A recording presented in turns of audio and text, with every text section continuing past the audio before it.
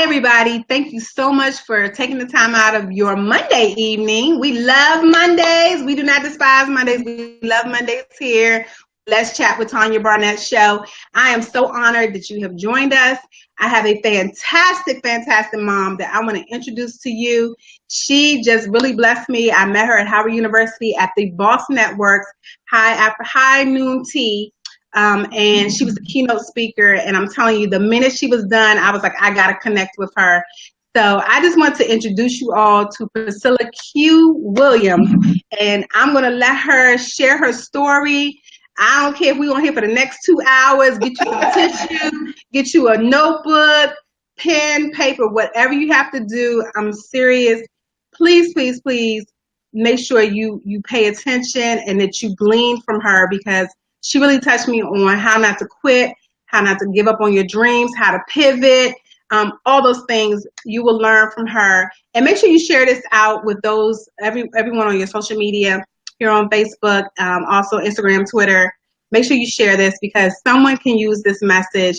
Someone can use what Priscilla has to share with us. So without further ado, we have the lovely, lovely, lovely Miss Priscilla Williams. Welcome, Priscilla. Thank you.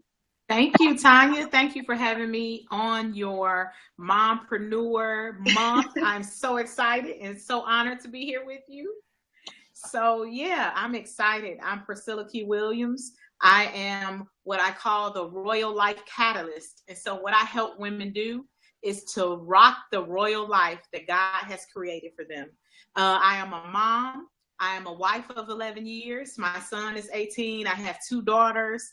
I am a registered nurse, a nurse educator. I just love to empower and motivate women to get to the next level. And so I started my business a few years after just being in this place of insecurity and doubt and just blah. And so I can share more about that later, but I'm excited to be here with you, Tanya. So thank you again for having me. Awesome. Well, thank you. I am honored.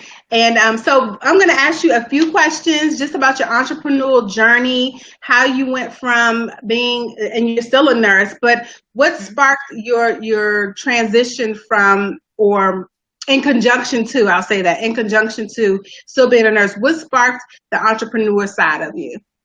Yeah, well, I will really say, Tanya, when I was young, when I really think back, I always desired more. I wasn't the average kid that, just would be outside and just play. I always had big dreams when I was young. So when I was younger, I would dream, hey, I'm going to be on Oprah one day. I'm going to be a motivational speaker like Les Brown. I remember in grammar school writing my first book, and the book was chosen for the Young Authors Program throughout the district, and they turned the book into a play. So I would say that I believe that God's calling it touched me at a young age. And what really helped me see that entrepreneurial spirit was working as a nurse in one of the top hospitals in downtown Chicago, Northwestern University, as an oncology nurse giving chemotherapy. I was in a place of just kind of feeling blah, feeling like it has to be more to my life than going to work and coming home every day, right? Even though I love my career, I love what I do, it still was something missing. It was a missing link. And so me and my husband had actually had a stillbirth when I got to the 8th month. And so that gave me time to reflect and think about my life. And I remember sitting at my desk in tears, just really feeling unhappy, unfulfilled. And I knew that I was missing something. And so I went to a women's conference, heard a coach speak, and she talked about being bold, fearless, and fabulous. And Tanya, when I sat in that women's conference, I felt like she was talking directly to me. Wow. And I knew that everything she was saying, I knew that that was God using her, speaking through her. Monique Carradine, who is still a good friend to me today, and a coach. And so I knew that I wanted more out of my life. And then I knew it was more than just nursing. So I had always had a call for nursing, but I knew that there was more for me to empower and to really motivate women and to receive a transformation the way I did, if that makes any sense. Wow. Yes, absolutely. So I'm going to ask you to go to that point that really touched me, because I found myself in that place one time where you talked about how you were in nursing school and it just got to a point where you were actually failing, or you failed something? Yes. Okay, so start there, because that's the part I like to hear. So I'm gonna be like this on listening. Well, it's so funny that we're talking about this, because happy Nurses Week to all of the amazing nurses. Oh, happy Nurses awesome Week. Work. So happy Nurses Week. Shout out to my fellow nursing colleagues. So as I said, Tanya, I wanted to be a nurse since the 3rd grade. I can remember clearly the teacher asking everyone, what is it you want to be when you grow up? I wanted to be a registered nurse. Didn't change my mind. You know how kids have changed their mind. I want to be a doctor. I want to be this. I want to be that. I always knew it was a nurse. So I know that that's my calling. Went through nursing school. It was a struggle. Here I am as a single mom. I had this little child that I'm raising. I'm going through nursing school. The test is so hard. I mean, anybody who's a nurse that's watching this would know that when you go through nursing school, it's a lot, right? And so, Tanya, I got to my senior year of the nursing program, and I failed out of the program. It was overwhelming. It was so much, because here I am. My son was just diagnosed with juvenile diabetes at the age of 20. I'm giving him 6 and 7 insulin injections a day to a little bitty baby. And then on top of that, studying, trying to get through nursing program. And at that moment, when I found out I failed, I actually collapsed in the school hallway. Wow. I literally passed out. One of my girlfriends, she called my mom. My mom called my husband, who was my fiance at the time. And, they had to come pick me up. I literally couldn't even drive, Tanya. I was devastated because I didn't understand. God showed me this thing. He gave me this calling. So why was it not being fulfilled? That's when I had to realize that delay does not mean denial. So sometimes God can show us things. He can give us vision and dreams and purpose. And sometimes it doesn't work out all the way we picture it to work out. And so after sitting out of the nursing program for a year, petitioning, going back to the president of the college, and when they allowed me to come back in, Tanya, I took my last year, and then I passed my state boards with flying colors. It was God's hand. But I will say now, when I look back, I knew that was God's hand, because he had to allow me to go through that thing to not only show me what he can do, but to not even take my nursing career for granted, treat it any kind of way. I'm very strategic about my career, my passion. And so I really am just grateful for it. I'm grateful for it. So when people hear that story, they know why I'm so passionate about nursing. So I'm just grateful. I'm grateful because I know that was the hand of God. I know it was. Wow. I mean, there were so many nuggets in what you just dropped. Number one is like, don't quit. You said, okay, I was out for about a year, and you were like, yo, I'm going back. I'm petitioning. You know what I'm saying? You did not give up on that dream. Whereas a lot of us at that point would have been like, well, it must have been God's will. That's why I failed. Yes. We try to justify failure, and it's like, no, you have to press towards the mark, whatever that looks like. And so I just think that is what really resonated with me when I heard you share your story at Howard University. I was just like, wow, I have to get her on here, because you were a mom at the time, and so a lot of times with us, I know as moms who are working full time, and we're entrepreneurs, and we have husbands, and we have children, our children have activities, it's easy to just throw in the towel and give up on our dreams so that we can mother our children, or be a wife to our husbands, or work that 9 to 5 for that job. And then we put ourselves on the back burner. So I really, I love your tenacity. I love the way you just said, no. I know what God told me. And you know what? It wasn't easy. It wasn't easy, because you're really quick to give up, because as you just stated, well, it must have not been God's will. It wasn't meant for me to be a nurse anyway, because I wouldn't have failed. No, that was an obstacle. That was a milestone. I like that. That was just a block in the road. But I guarantee you, when God show you a thing, you stay steadfast, unmovable on that thing he show you, and you keep pressing toward that. Keep pressing toward it. Yes. Wow, that is just, woo. I mean, it's been a lot of collection plate passing on these Facebook Lives. I'm telling you, it's just amazing how, number one, God is putting believers in this series. And I just reached out to women who inspire me. realizing every single facet for me to show that we all are standing on something, that we're not doing it in and of ourselves, you know, and if that was the case, you wouldn't have finished. You wouldn't have seen it through. You wouldn't have, you know, gone to the finish line and done what you needed to do to obtain your goal. So I just think it's fantastic that you're unapologetic about sharing that God was the one who got you through. Because a lot of times, you know, as entrepreneurs, we don't want to bring God into our space. And I'm going to be honest, even when I started the Real Wife movement, I was like, well, God, I want to reach everybody. So I don't want to call this a Christian movement. I don't want to call it a ministry. But he was like, no, it is a ministry. Yeah. Whether you want it to be or not, this is what I have called it. Yeah.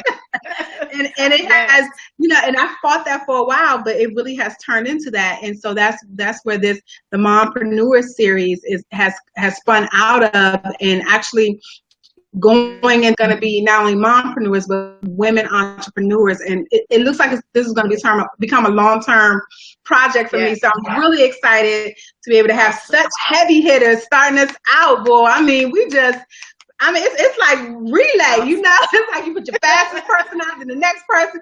So we're just going to keep this thing going, because I want positive images like you that our daughters can see, that someone else's daughter can see. Their mama may not, hey Kim, their mama may not be where that daughter wants her mama to be, or she may even be ashamed. You know, my mom, you know, works at the gas station, or mom at McDonald's, or what have you.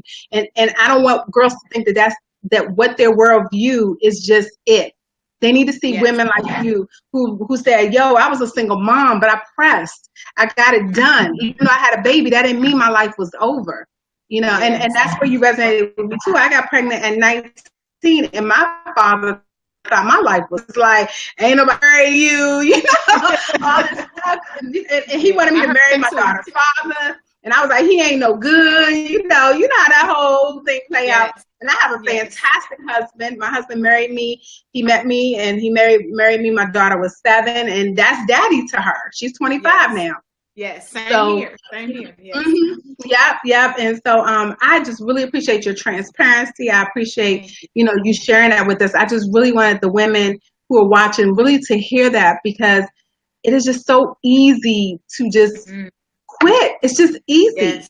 Yes, it's so easy to quit. And Tanya, the thing of it is that it's so many times that I want to quit even now. I'm a mom, I'm a wife, I'm a career woman. I have like I said, a business. I'm traveling, I'm speaking. And sometimes I want to throw in the towel. I'm like, why am I doing all this? Like, is it too much, right? But even if I want to quit it, Tanya, I can't quit. Because the passion and the fire inside of me won't let me quit. It won't let me quit. So there are times where you get frustrated, and it may not be working the way you think, but we have to stay steadfast and committed to what it is we're called to do. Yeah. Right. Wow. That is so, commitment is everything. So what is one obstacle that you've had to overcome to be the woman you are today? Something personal that nobody, just your husband knows, your girlfriend knows. What's that one thing that you've had to overcome today? Well, I would say I had to overcome fear of what other people would say, how other people would judge me, what other people would think. As you just mentioned, your business is ministry. I consider my business as well as ministry. I consider my career as a nurse as ministry. And it's marketplace ministry. I believe that I am called to do this very thing, to inspire, uplift, and empower other women. I know that that's my calling. And so I had this fear of, people are going to judge me because I grew up in church. And so, well, is she a minister? Is she an evangelist? Well, who told her to go out and speak? Well, wait a minute, what is she doing? That type of thing, right? And so I had to overcome all of those fears. Am I doing too much? Well, here she go doing something else now, and those type of things. And I had to give myself permission to show up bigger in the world. Wow. I had to give myself permission that it does not matter what others think. Because guess what? When I leave this earth, I say it all the time, I want to exhaust everything that God has in me. Amen. To leave on this earth, to unleash my genius, my brilliance, everything that I am. I'm supposed to give it to the earth. I'm not to hold it to myself, right? And so I had to give myself permission. I had to go through some coaching, through some mind adjustment, through some mind shift work. Yes. So, wait a minute. People are probably not even thinking it, but even if they are, I cannot worry about that because that's their problem. I'm going to be committed and obedient to my calling, my gift, and stand proud and, as you just stated, unapologetic about it. And so that's what I had to overcome, letting go of that fear, letting go of, people saying, oh, well, your husband gonna let you do all that? Well, why you not at home with your son? Well, you traveling again? But I have a gift and a calling. He called me to do this thing. And so he gave me the right husband that understands it. He gave me a son who understands mom is gone sometimes. So I'm grateful. Wow. And that's so funny because the Facebook post that I posted this morning, I talked about how I missed a deadline because of fear. And, and then the tribe came in and was calling. We not doing this fear thing. What do we need to do? What do I need to do to help you? And so by noon, my phone had blown up so much, and my email and my Facebook message, it was just, everybody was like, yo, no, we not doing this fear thing. And so it was one of those things like, okay, God, am I ready? Are people going to receive from me? All those things that I was afraid of in my mind, like, are they going to be like, well, She's talking about mompreneurs and so all those things start playing in your mind, like, am I qualified? Am I equipped to share these stories? And so when people were telling me, okay, why you care? You're here to serve God, not in my mind, like, yo, I am here to serve God, not people. So I don't care if someone doesn't like the fact that I'm 10 women to over 60 women and counting. I get emails every day with women that are saying, please, can I share my story? Because they're inspired by women like you. They see the lives. You know what I'm saying? Wow. And that's, and that's the calling. That's the gifting in you that's imparting your gift into the world. And it's not for you to keep. We would do a disservice to so many people if we hold on to our gifts. And so we have to answer before our maker, and we don't want him to say, Tanya, I gave you that gift and you didn't do nothing with it. Wow. I gave you that gift and you didn't do a thing with it. I'm going to do everything he called me to do, every single thing. And I can care less what others think, because people are going to talk about you if you do well or if you don't. Right. So and that's the biggest thing that hold a lot of women back from feeling like we're not good enough, we're not worthy enough. Right. I had those same doubts and feelings, but that stemmed from childhood. My dad not being in my life to raise me, and so that was some issues I carried. So it was a lot of things there that self-confidence wasn't there. And so you hit it right on the head, Tanya. Yes. And that's why, and you also brought up a coach. I've had people ask me, well, why are you paying for coaching and why you need a mentor and all these other things? But it's like my coach, who I ultimately talked to today also, and one of my mentors, they got in my headspace and was like, yo, you're tripping. You're making this way bigger than what it is. Just get it done. And so once I got off the phone with them, I was able to then step back, breathe a little bit, see it from, and what I have to do sometimes, Priscilla, is I have to see it from their perspective, because my faith may not be in that place. So I'm like, okay, you done gave me till 5 o'clock to get this done. So I'm gonna have to move and just turn my brain off until my brain could catch up with the faith. Yeah. And so that's pretty much, what I had to do. And so thankfully I got that assignment that I missed. It was due on, hey, Shantae, that was due Thursday. It was done before I jumped on my first interview today. So, and the beautiful thing is I've got access to my email that I sent out. So that's how I know it was God, because I have not received one no. Awesome. So yes, that fear is real, and it's really important for us to address it, see it for what it is, and then if we're not strong enough, which is okay, reach out to women like you, reach out to women who will say, hey, Priscilla, you can do this. You know, you may not think you can do it, but I know you can do it. And so it's important who's in. Yes. They want you to stay working a 9 to 5 with them. Exactly. That's it. Wow. So let me ask you this: how do you, with all the traveling and the speaking and everything, how do you set up time to be a mom to your children?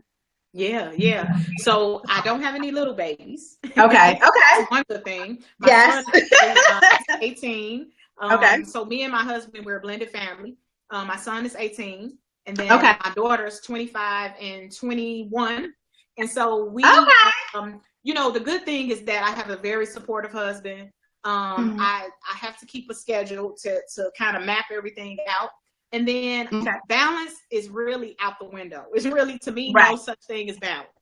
At the end of the day, you just have to be who you need to be at that moment, you know? And so I've learned that. And so sometimes, like here, I'm doing this interview with you. I had the turkey burgers over there, you know, I'm thawing.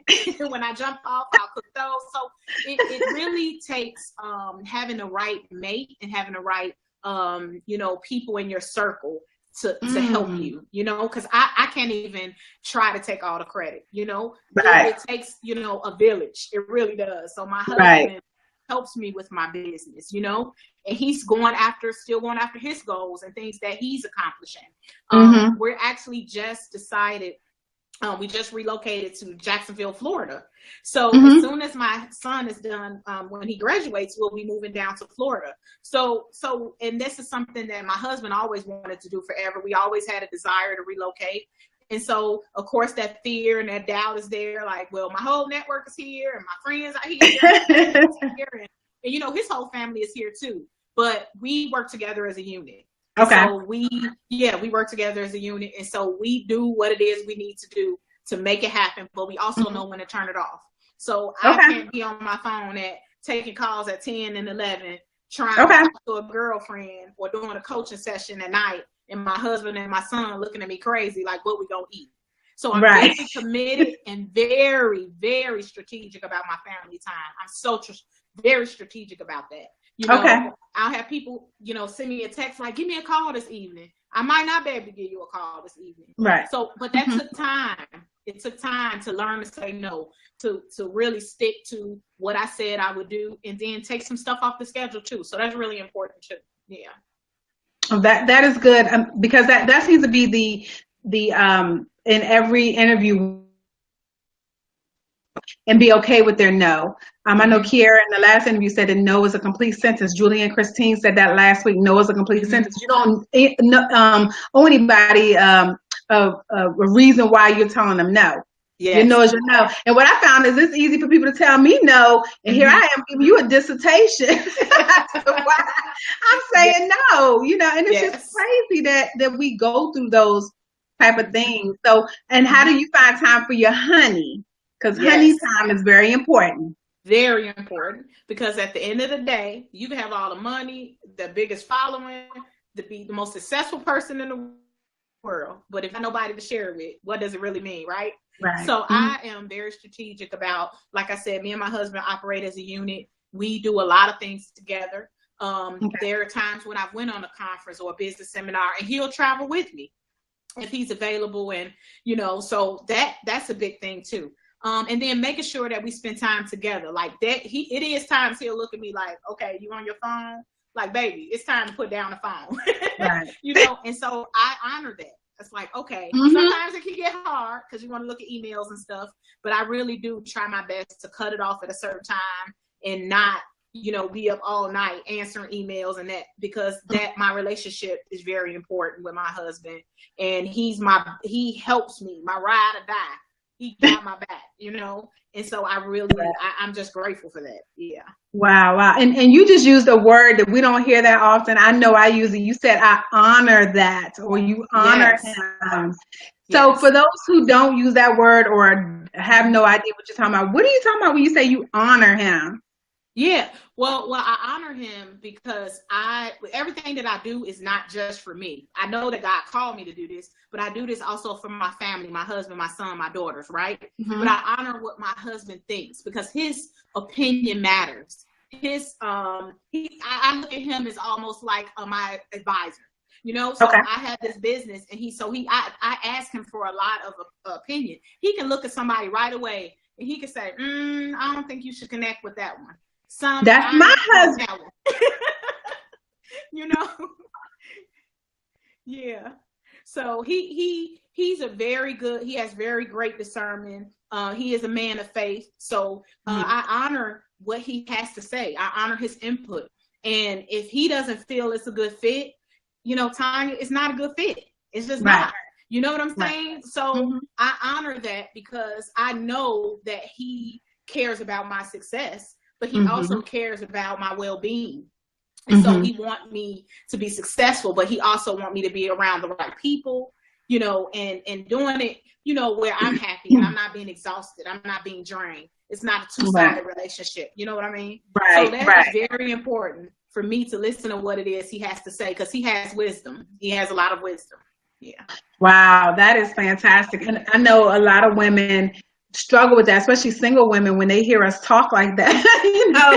It's like honor and listen, and but it's like you're a unit, like you said, you are a unit. And I know my husband is very protective, and it sounds like he's just like your husband, like, yo, no, that chick is a get with, so nah, you don't need to be with her. She's only trying to be your friend because she's trying to siphon information, but not try to have a relationship and things of that nature. And I do honor my husband. I mean, even before I started this series, I was like, babe, are you okay with me doing this?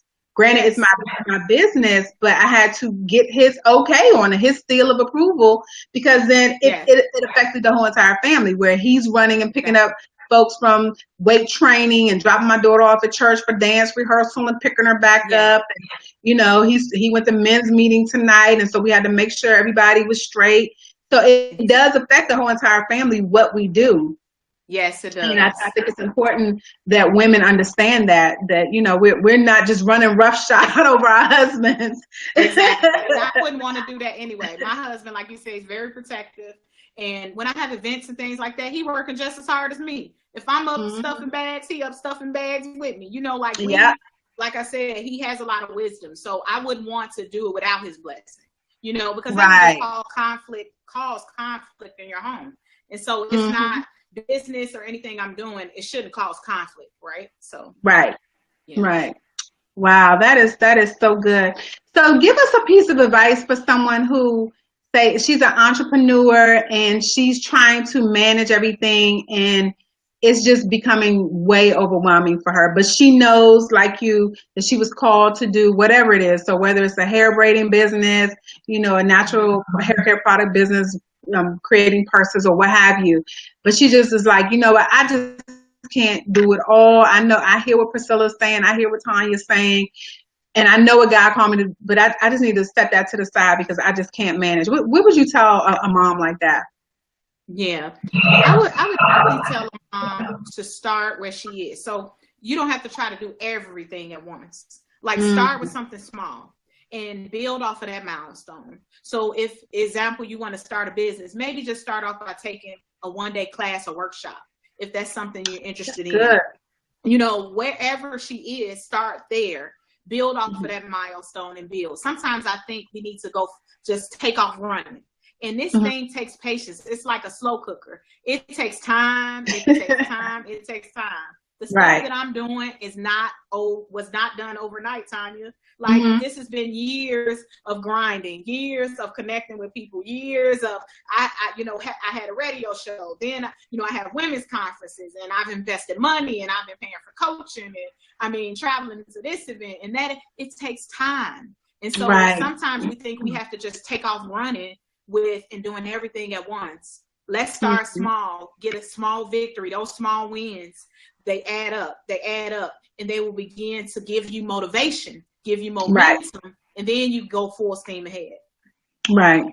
And I like that you said start small, because I know for me, if I'm starting something, I want to do it all, and then I'm burnt out.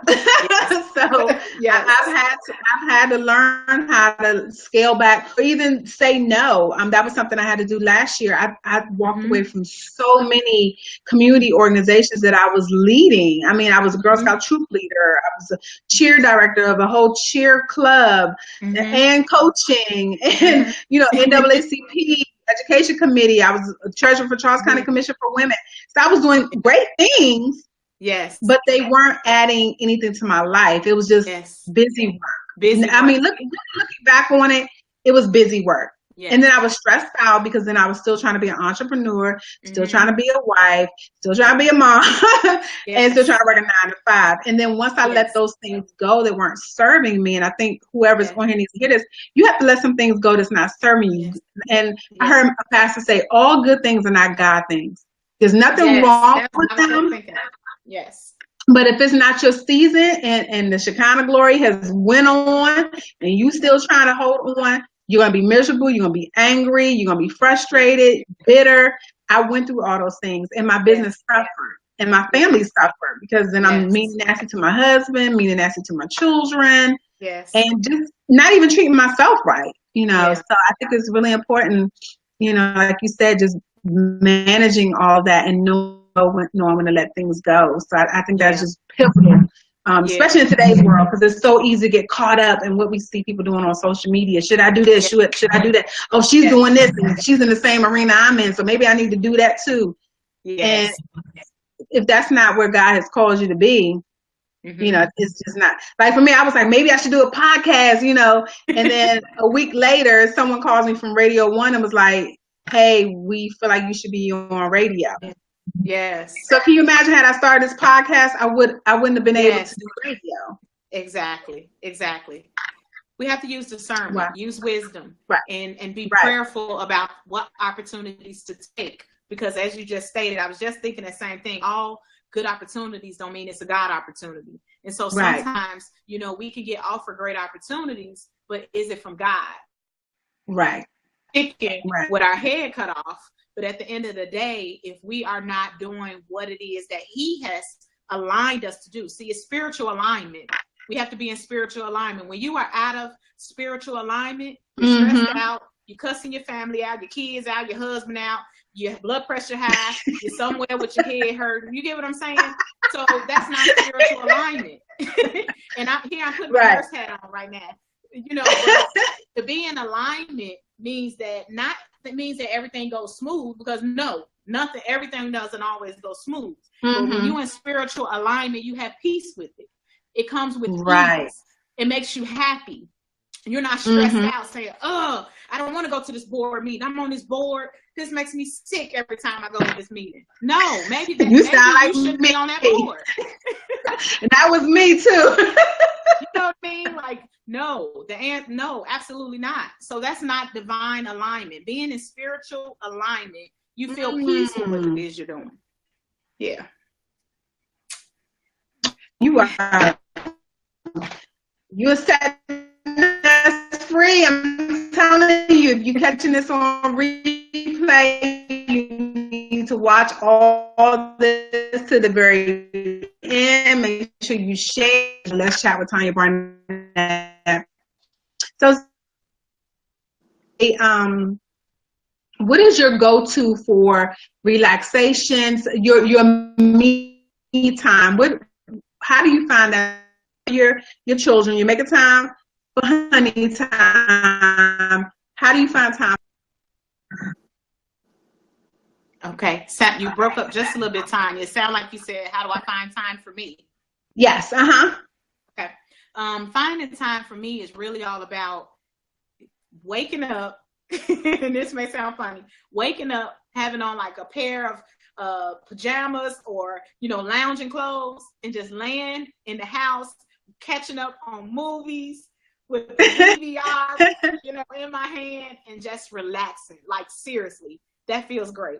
Also having a book, just having a book, being able to just relax. Like I love that. A lot of people see so many things I'm doing. They think I just like to go. A lot of it is, because I have things to attend to. But at the end of the day, I could really just love sitting chilling. And now that we moved to Florida, honey, I'm gonna be by that pool with a glass of wine and a book. No, that's right. See, that's the nurse hat. She said red. Look, I'm putting words in my mouth. Red wine for your heart, okay? Yes, honey. Yes. Yes. I love it. And I love that you said it may sound crazy, but that is your relaxation. That's the thing that does it for you. Off over to Cold Stone and get an ice cream and sit outside and eat it by myself and hope my children don't see the trash in my car. You know? So like, Mom, like, you didn't bring us nothing. No, I did not. This is all about me. This is all about me. Yes. So definitely, you know, we have to find that is important for us, that works for us. For some people, maybe going for a walk. Some people may be going to the local pool and going swimming. Yeah. It's like, you know, manicure, pedicure, going to the spa. But yeah, I love that. I really love that. Mm-hmm. So my last and final question for you, what is one scripture, quote, song, what is that one thing that keeps you going? Like when you just are like, I've had enough of this. Maybe I'm just going to work and not do because I know sometimes I'm saying, you know what, I'm just going to work a 9 to 5 because this is going to be way easier when I'm done. Yes. So what is that, the scripture, quote, song that just keeps you going? Mm-hmm. Well, the scripture and song actually goes hand in hand. That keeps me going. And that's Jeremiah 29:11. For I know the plans I have for you, saith the Lord. He declares not to harm you, but to prosper you, to give you a hope in the future. And Martha Menenzi's song, I Know the Plans I Have for You, that goes with that. And the reason that that song and that scripture just motivates me and keeps me going, because when I failed out of nursing school, Tanya, I remember one of my instructors, I remember crying to her and saying, I don't understand. Why would God allow this to happen? Like, this is all I ever wanted in my life. You know, I thought my world was over, right? Right. And I remember her playing that song, Martha Menenzi, For I Know the Plans I Have for You. And that song, that was my first time even hearing of Martha Menenzi. And so I heard that song, and that song ministered to me. I ran out and got that CD that same week. I think I played that song so I couldn't play it no more. And so, you know, and that scripture and that song, it just means so much to me because God knows the plan. We don't know the plan. Sometimes we think we know the plan, but his plan is not to harm us. It's to prosper us in our health, prosper us in our business, prosper us in everything that we touch.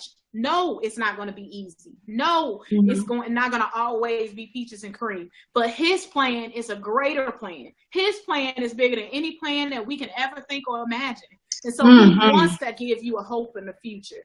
And so anybody on this Facebook Live that's watching this, know that God's plan for you is great. It's mighty. It's bigger than you can ever think or imagine. And so that's what keeps me going, knowing that I might not see everything in front of my 2 eyes. But I know that because he has a great plan for my life, that it's going to work out just fine. I know that because my life is in his hands. His plan is what's best for me. Wow. That is fantastic. I just love that. Yeah, I don't even have no words. That is just, I mean, it is, wow. We have to stand on him. We have to stand on him. Yes. I mean, it just says, I can do all things through Christ who strengthens me. That's it. That's it. That's it. I can't do nothing else in and of myself. Yes. Yes. You know, that's where I get, when I try to do, I'm eating Oreos. I mean, that's just the reality of it because I'm stressed out and I need my Oreos, you know. So, wow, that is. Oh, breaking up just a little bit.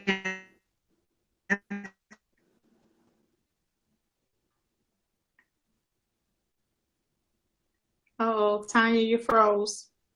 Okay. Are you still there? Okay. There you go. Okay. So you have an ebook. Yes. Okay. I have an ebook. Yes, it's called Will You Say Yes? One Decision Can Change Your Whole Life.